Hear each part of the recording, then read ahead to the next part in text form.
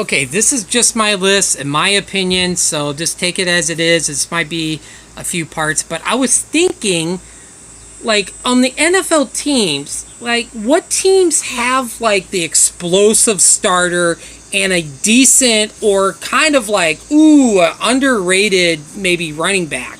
So I made some honorable mentions and I did my top five. So one of my honorable mentions was definitely the Jacksonville Jaguars with James Robinson, who rushed for 1,070 yards last year and had 7 touchdowns. Now Travis Etienne, I think, was going to be really good, and there was a possibility that he could have took James Robinson's job.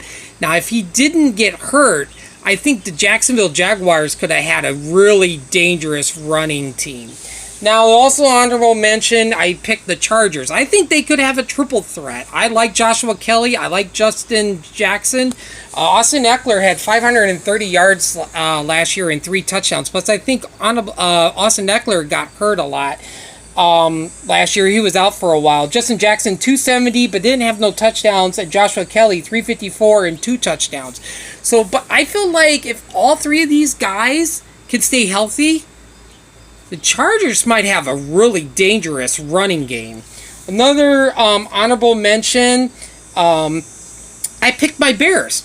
David Montgomery had 1,070 yards and 10 touchdowns, and I really like Khalil Herbert from Virginia Tech. I feel like he could be almost like maybe a Thomas Jones. If he can get going, wow. My Bears might have an explosive backup and starting running back. Now, another honorable mention, I feel like there's not going to be much to the Houston Texans. I mean, they did pick up Anthony Miller for my team, the Bears. Who knows what's going to happen with Deshaun Watson? They got Mills from Stanford. Tyrod Taylor is a quarterback. They did pick up Mark Ingram, who had 299 yards and 2 touchdowns last year for the Ravens, but it was a double committee at the Ravens with Dobbins. David Johnson, 691, 8 touchdowns, and Philip Lindsay, 502 and 1 touchdown. I always liked Philip Lindsay. This is almost like the Chargers. If all 3 of them can stay healthy, this might be the only highlight for the Texans is their running game with a 3-headed monster. Because there's not going to be much offense to the Houston Texans, which I think could be one of the worst teams in the NFL besides the Lions. They do have Kiki Kuti, who I really like.